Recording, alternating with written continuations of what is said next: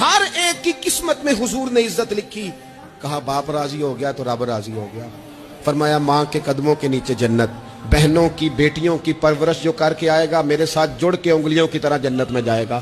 فرمایا تم میں سب سے بہتر وہ جو اپنے گھر والوں کے لیے اپنی بیوی کے لیے بہتر. میں تم سب سے زیادہ اپنے گھر والوں کے لیے بہتر.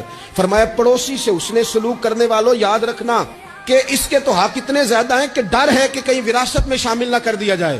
نبی پاک علیہ الصلوۃ والسلام نے فرمایا جو بی بی صرف حاملہ ہو حاملہ اسے رب کی بارگاہ میں اتنا ہی اجر ملتا ہے جتنا تلوار لے کے جہاد کرنے والے کو ثواب ملتا ہے.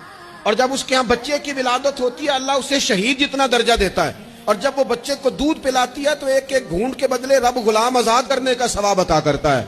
یا رسول اللہ اسی کی صرف شان ہے؟ فرمایا نہیں آدمی کے بال سفید ہو جائیں مومن مسلمان سفید بالوں والا اگر تم نے اس کی عزت کی تو سمجھ لینا تم نے اپنے رب کا احترام کیا. سوموار اور جمعرات والے دن لوگوں کے اعمال اللہ کی بارگاہ میں پیش کیے جاتے. رب کریم فرماتے ٹھہر جو ذرا ان کے اعمال کو روک دو.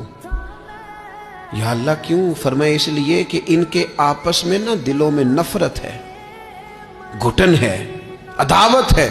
ان کو ذرا مہلت دو, یہ پہلے صلح کر لیں پھر ان کے اعمال بھی قبول کر لیں گے.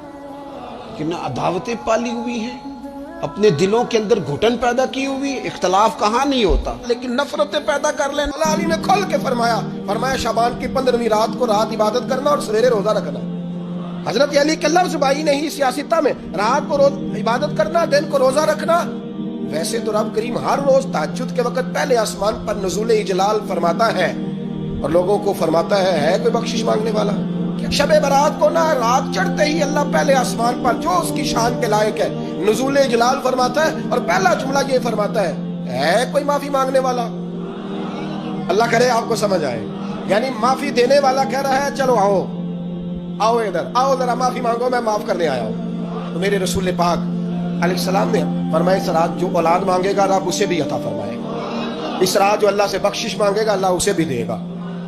اس رات جو رب کریم سے عزت مانگے گا اللہ اسے بھی عطا کرے گا. شارحین نے لکھا اس رات جو رب سے پردہ پوشی مانگے گا اللہ اسے پردہ پوشی بھی عطا کرے. جو جنت کا سوالی ہوگا رب اپنے فضل سے عطا کرے.